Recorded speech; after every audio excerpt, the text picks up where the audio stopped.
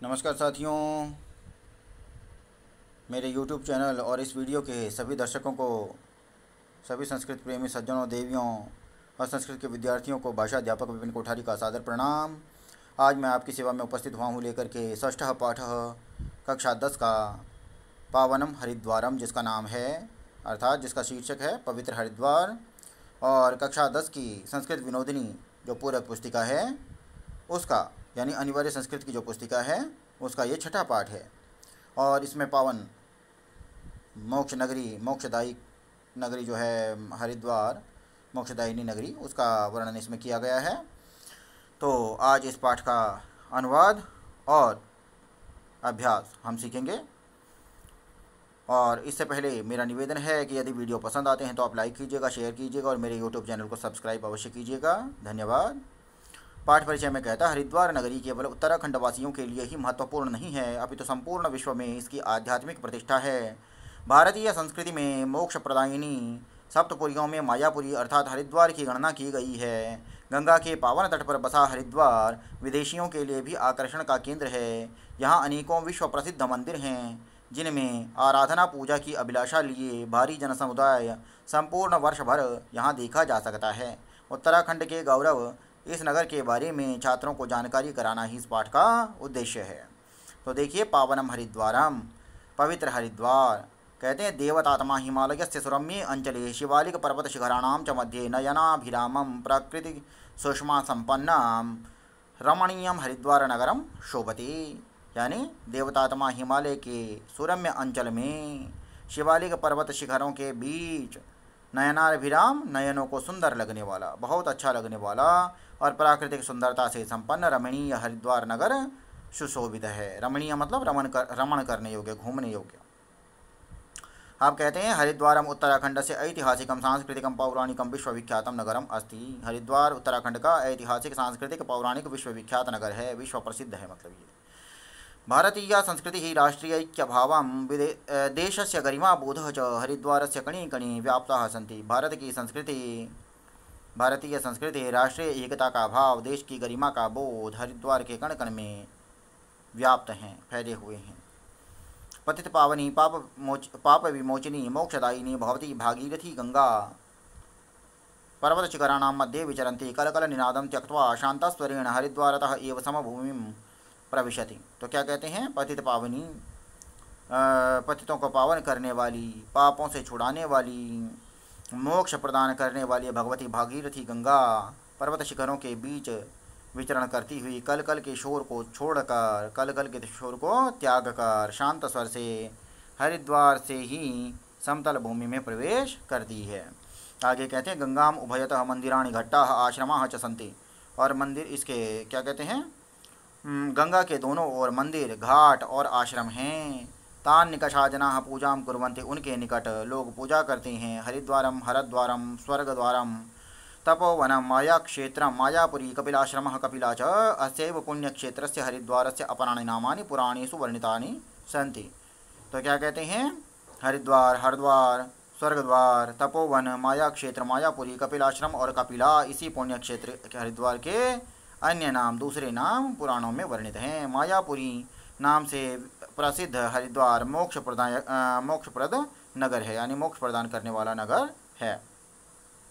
अब इसमें कहते हैं, यथोक्तम ही शास्त्रेषु, जैसा कि शास्त्रों में कहा गया है। क्या कहा गया है, देखिए, अयोध्या मथुरा माया काशी कांची अवंतिका पुरी द्वारावती चैव सप्तैताः मोक्षदायिकाः। अर्थात अयोध्या, मथुरा, माया, काशी, कांची और अवंतिका और पुरी द्वारावती और द्वारिका, ये सभी जो पुरियाँ हैं, पुरी और द्वारिका। देखिए, अयोध्या, मथुरा, माया, काशी, कांची, अवंतिका, तो 6 तो यही हो गई। और पुरी द्वारावती और द्वारिकापुरी जो है, ये 7 जो हैं मोक्षदायी नगरियां हैं। तो हरिद्वारम भारतीय नाम, हरिद्वार भारतीयों का प्रमुख तीर्थस्थल है। अत्र ब्रह्मकुंड नामके स्थाने गंगायां स्नानेन जनाः पाप विमुक्ताः निर्मलाः भवन्ति इति तेषां मान्यता अस्ति।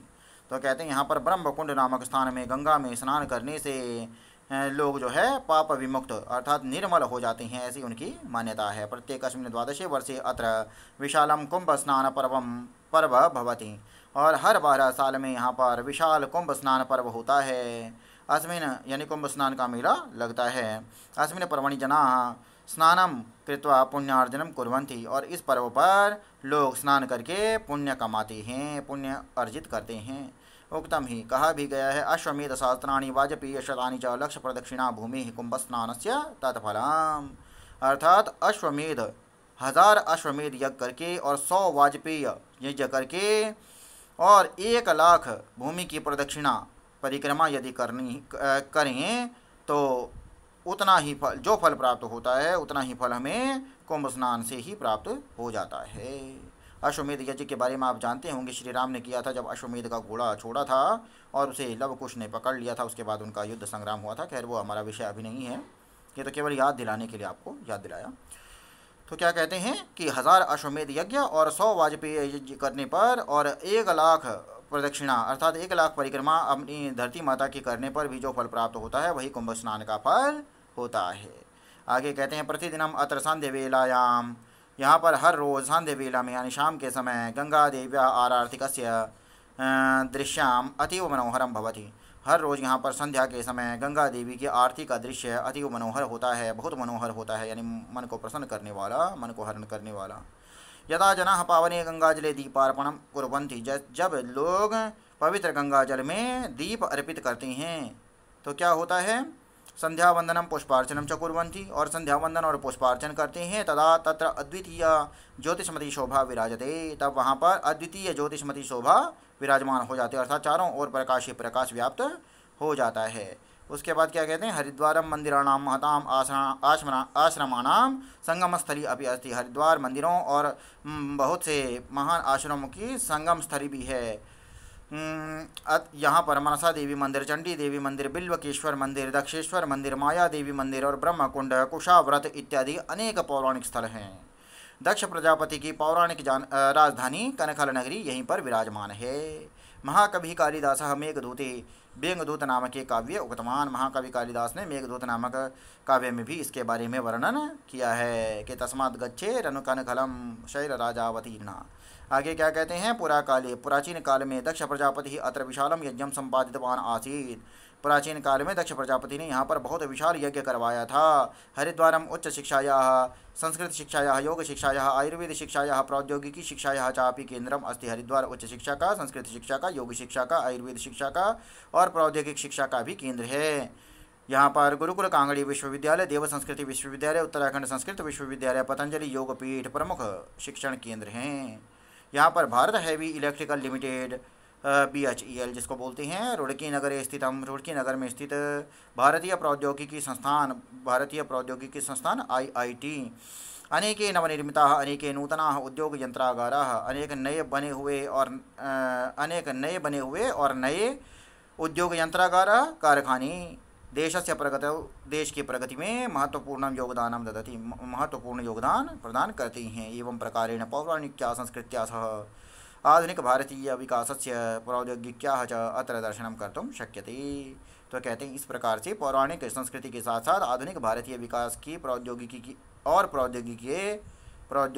के यहाँ पर दर्शन किए जा सकते हैं। आप देखिए उसके बाद कहते हैं पतित पावनी, तो क्या हुआ, भगवती गंगा, इसने अपने आप मिला रखा है उन्होंने। उसके बाद मोक्षप्रदम हरिद्वारम नगरम मोक्षप्रदम हो गया। उसके बाद क्या कहते हैं, अद्वितीय, तो अद्वितीय तो शोभा है, और फिर भारतीय संस्कृति पावने जली।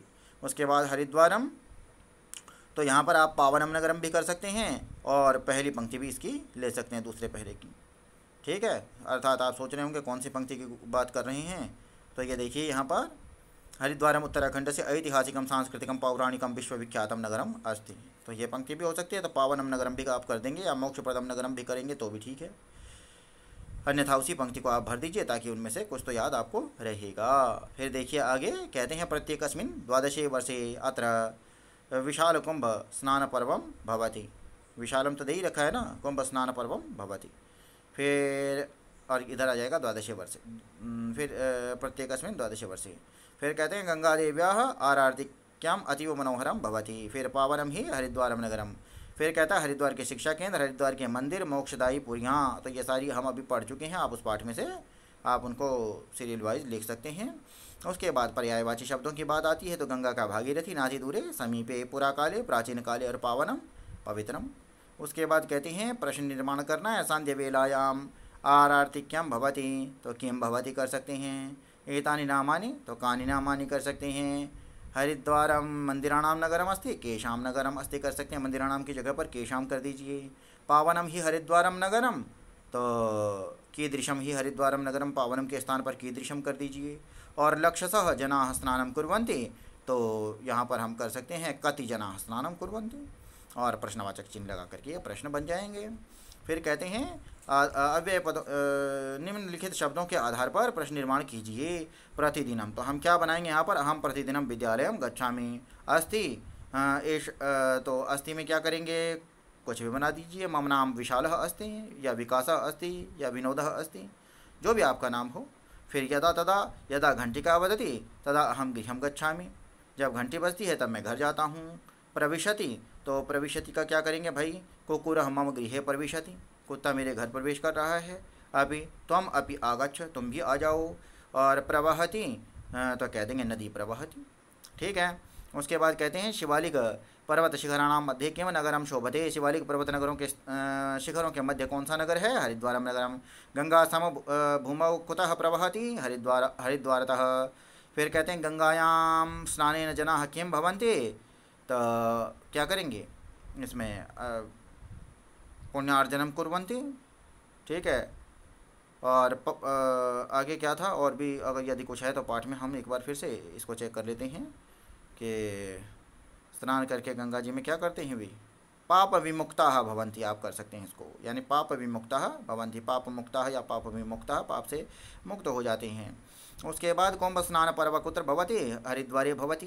दक्ष प्रजापतेः पौराणिकी राजधानी कुत्र अस्ति, कनखल नगरी अस्ति, हरिद्वारे अस्ति।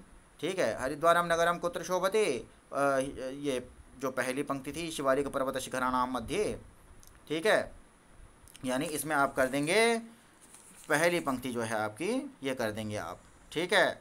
उसके बाद आपका दूसरा प्रश्न है हरिद्वार से कणे कणे की व्याप्ता सन्ति, तो दूसरे पहरे की आखिरी पंक्ति आप कर देंगे इसमें। फिर यानी दूसरे पहरे की आखिरी पंक्ति मैं आपको दिखा ही देता हूँ। दूसरे पहरे की आखिरी पंक्ति है आपकी कि दूसरे पहरे की आखिरी पंक्ति, भारतीय संस्कृति ही राष्ट्रीय ऐक्यभावः देशस्य गरिमा बोधः च हरिद्वारस्य कणे कणे व्याप्ताः सन्ति। उसके बाद हरिद्वारस्य कानि नामानि पुराणेषु वर्णितानि सन्ति, तो हरिद्वारम हरद्वारम। ठीक है। मायापुरी, ये सब हमने जो पढ़े थे वही पंक्ति आपने लिख देनी है, यानी तीसरे पहरे की 5वीं लाइन के आखिर में से शुरू होती है। उसके बाद सप्तहितः का पुर्या, इसमें अयोध्या मथुरा माया काशी कांची अवंतिका वाला ही आपने श्लोक लिख देना है। ठीक है। उसके बाद हरिद्वार में कौन से पौराणिक स्थल हैं, तो पौराणिक स्थल आपके क्या कहते हैं दूसरे पेज पर दिया हुआ है, तीसरा पहरा, दूसरे पेज पर दूसरा पहरा। ठीक है। कि ये दे रखे हैं मनसा देवी मंदिर, चंडी देवी मंदिर, और उसके ये वाली पंक्ति लिख देनी है आपने। और फिर कहता है कानि कानि शिक्षा केंद्राणि सन्ति, शिक्षण केंद्राणि, तो शिक्षण केंद्राणि कौन कौन से हैं, आखिरी पहरे में सब दिए हुए हैं, IIT वगैरह जो वर्णन है सारा। ठीक है। गुरुकुल कांगड़ी विश्वविद्यालय, देव संस्कृति विश्वविद्यालय, उत्तराखंड संस्कृत विश्वविद्यालय, पतंजलि योगपीठम च प्रमुखानि शिक्षण केंद्राणि च सन्ति। ठीक है। ये हो गए आपके प्रमुख शिक्षण केंद्र। अब उसके बाद में आ जाते हैं आगे, बस ये इतना ही था। उसके बाद योग्यता विस्तार में है, तो हरिद्वार के जैसे अन्य नगर भी उत्तराखंड में हैं, जैसे पंच प्रयागों में देवप्रयाग, रुद्रप्रयाग, करणप्रयाग, विष्णुप्रयाग, नंदप्रयाग है, गुप्त काशी, गोपेश्वर, जागेश्वर, व्याघ्रेश्वर जैसे पौराणिक नगर हैं। केदारखंड पुराण में उत्तराखंड के अनेक तीर्थों का वर्णन है। फिर गंगा जल की महिमा भी अन्य शास्त्रों में वर्णित है। इदम ब्रह्मा इदम विष्णु इदम देवो महेश्वर, यह ब्रह्मा है, यह विष्णु है, यह महेश्वर भी है, यही निराकार निर्मल गंगा का जल है। उसके बाद जागृति, इसमें कहते हैं नगरों और गांवों में पर्यावरण की रक्षा के लिए कार्य करना चाहिए, जल प्रदूषण के निवारण के लिए प्रयास करने चाहिए। ठीक है। और फिर क्या कहते हैं, अन्यथा स्वच्छ वातावरण और स्वच्छ जल का अभाव हो जाएगा। तो ये परीक्षा उपयोगी नहीं है, किंतु केवल ज्ञान वृद्धि के लिए हम इसको पढ़ रहे हैं। द्वितीय विभक्ति का कहता है अभितः उभयतः परितः समया निकषा प्रति अलम के योग में द्वितीय विभक्ति होती है। जैसे लंकाम परितः सागर अस्ति, उसी प्रकार से आप कर देंगे विद्यालयम अभितः वाटिका, उभयतः वाटिका अस्ति। फिर नगर के सामने मंदिर है, तो सामने के लिए कुछ दिया नहीं है। नगरम समया, हाँ विद्यालयम उभयतः हो जाएगा। फिर यहाँ पर नगरम समया मंदिरम अस्ति कर दीजिए। उसके बाद गृहम निकषा वृक्षः अस्ति, फिर हा कष्टम अलम ताड़नम, और फिर कहते हैं वह नगर की ओर जा रहा है, सह नगरम प्रति गच्छति। और ये आपका संस्कृत संभाषणम हो गया। इसी के साथ इस वीडियो को यहीं समाप्त करते हैं।